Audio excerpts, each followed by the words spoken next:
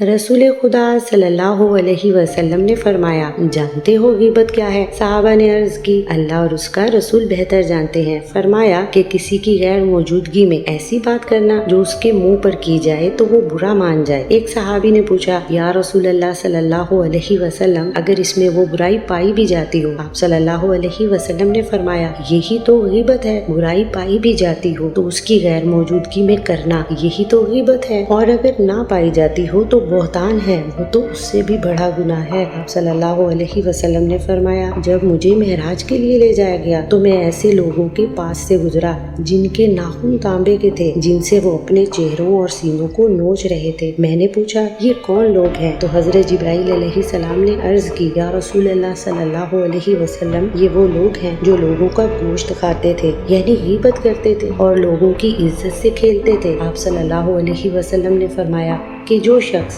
اللہ اور آخرت پر ایمان رکھتا ہے اس کو بھلی بات کہنی چاہیے یا پھر خاموشی اختیار کرنی چاہیے۔